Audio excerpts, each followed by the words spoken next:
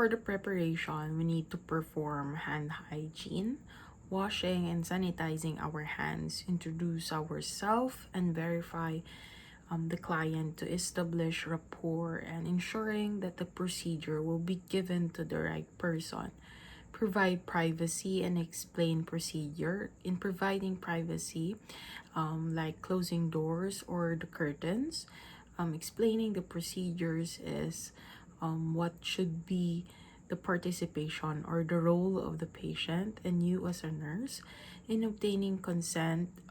It is important because there are procedures that invasive that needs an approval, and prepare the assembled required equipments and instrument to save energy and time.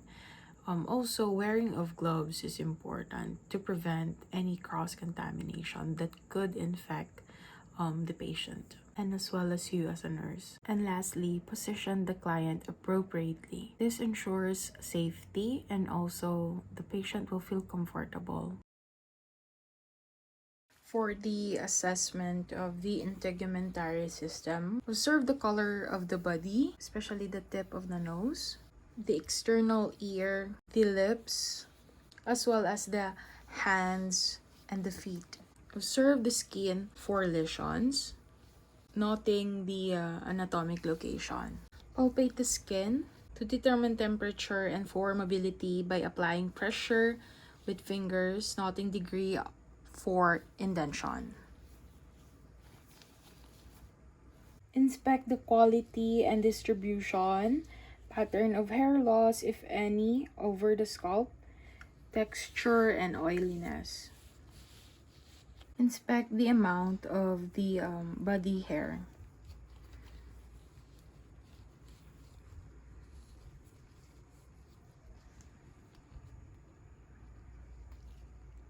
Observe the symmetry of the frontal, the parietal, and as well as the occipital. For the head control, assess head control while the patient is in the position used for assessing shape and symmetry. With the head unsupported, observe the patient's ability to hold the head erect. Palpate the anterior fontanelle at the junction of the sagittal, coronal, and frontal sutures.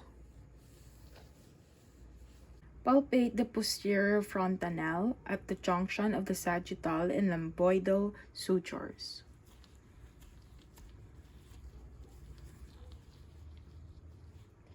Assess for bulging, pulsations, and size.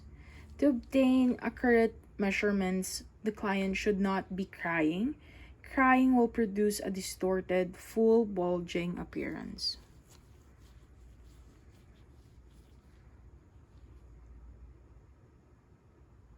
Palpate the suture lines. Ascertain if these suture lines are open, united, or overlapping. Next is to palpate the skull.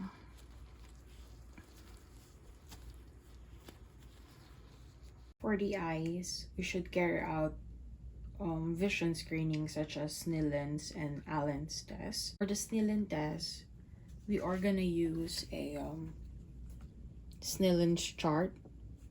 Snellen chart is a chart for testing visual acuity, usually consisting of letters, numbers, pictures, or even printed in lines of decreasing size which a patient is asked to read or identify at a fixed distance. For the Allen's test, Allen's test is performed by having the patient clench their fist several times while the operator occludes the radial ulnar artery that is located at our wrist.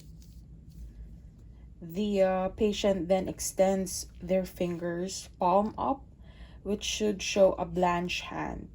The operator then releases the pressure on the ulnar artery and the hand is observed for blushing. If the color of the hand does not return within 5 to 10 seconds, the Allen test is considered positive. The test is performed to determine if there is a heterophoria or phoria, which is a latent strabismus or misalignment that is only present when binocular fusion is suspended or interrupted. Observe the upper eyelid. Check eyes and eyelids for inflammation, crusting, and edema or masses. Inspect and palpate lacrimal glands and sacs. Conjunctiva and sclera by instructing the client to look upward while you depress the lower lid with your thumb. Inspect conjunctiva and sclera by instructing client to look upward. Inspect the cornea, the lens, pupils, and iris.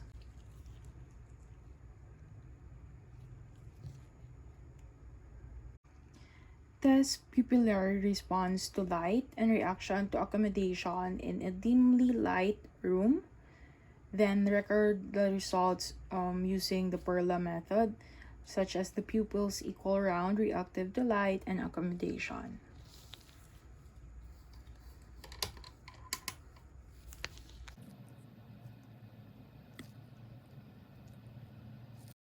Perform auditory testing at about age 3 to 4 years of age, or when the child can follow directions such as, can you raise up your arms or your hands? Okay, very good. Examine external ears for placement, symmetry, and color. Observe the auricles for discharges, swelling, and redness. Palpate for lesions or tenderness by moving auricle and pressing on tragus and mastoid process.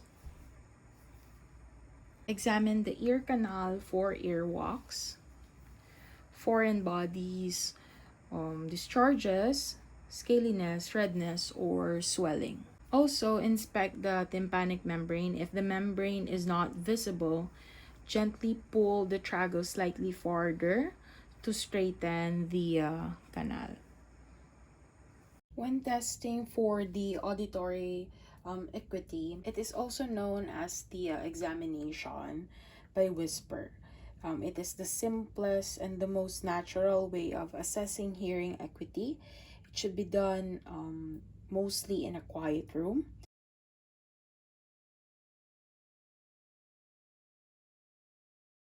For the nose, inspect the color of the mucosa, the color and consistency of the drainage, as well as the presence of septal deviation or any foreign body.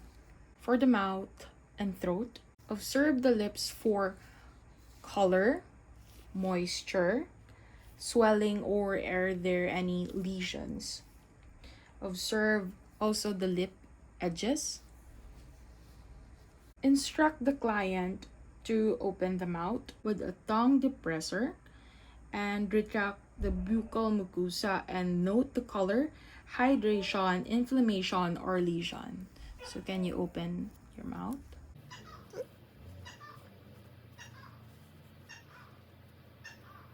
For the buccal mucosa, use a tongue depressor and a pen light to assess the inner cheek and opening of the Stenson's ducts.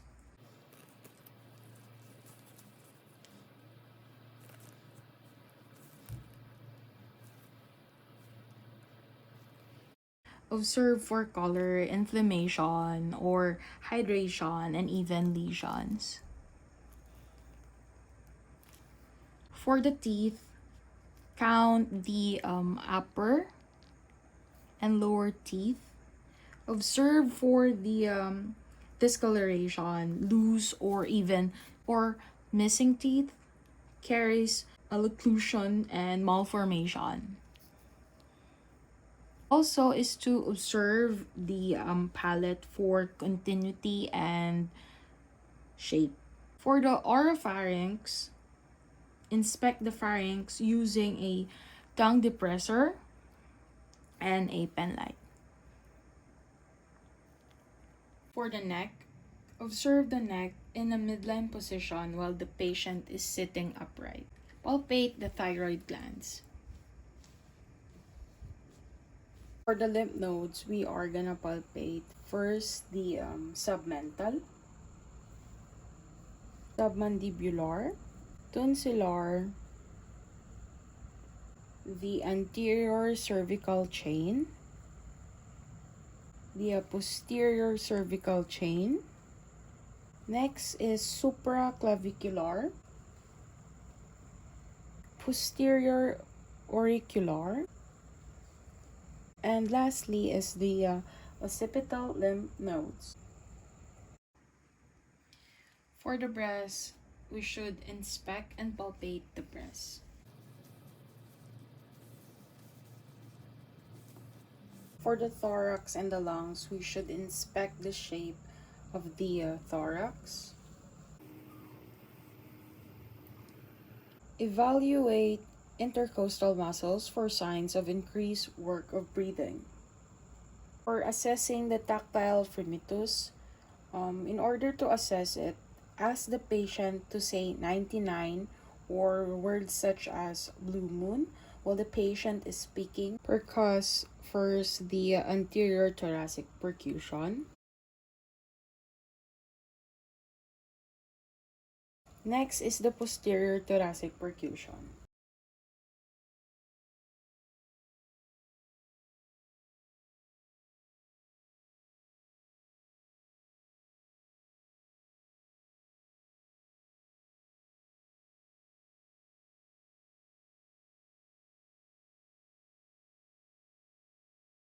Next is to auscultate the posterior and lateral surfaces.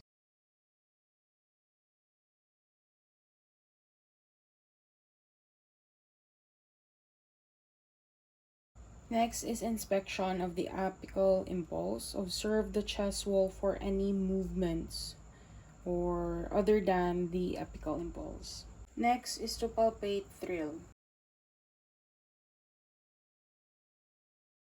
Next is to palpate the peripheral pulses such as the carotid artery,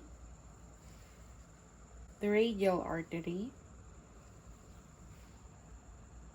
the brachial artery, the dorsalis pedis artery that is located in our foot. Next is the posterior tibial artery. Next is the femoral artery that is usually located in our legs. The popliteal artery that is located at the back of our knee. Auscultation of the heart sounds. Auscultation of the heart sounds. For the abdomen, we should inspect for the contour or the shape or the outline. Observe for abdominal skin for surface motion. After performing auscultation of the lungs, it is helpful to proceed to ausculting the abdomen because doing so allows you to complete a good portion of auscultation at once. If the child is not cooperating, a simple distracting phrase such as "I can hear your breakfast isn't there" is helpful in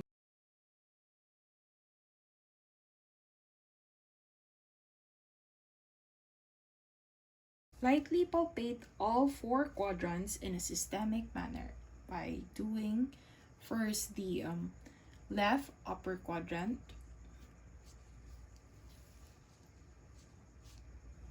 then left lower quadrant, next is right lower quadrant, then lastly is the right upper quadrant.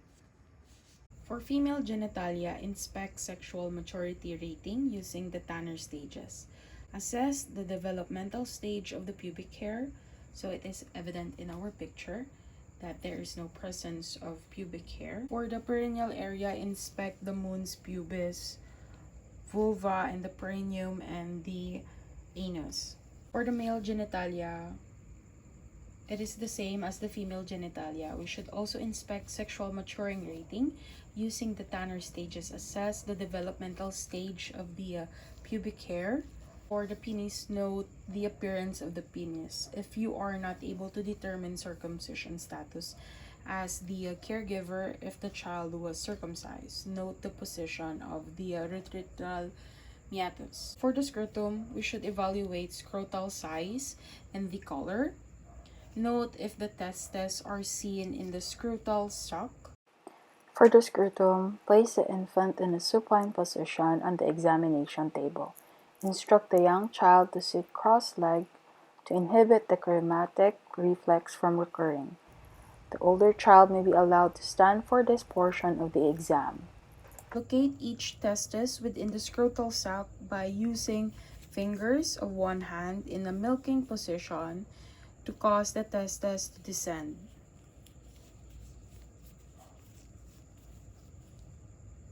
Palpate and note the size, shape, and mobility of each testis.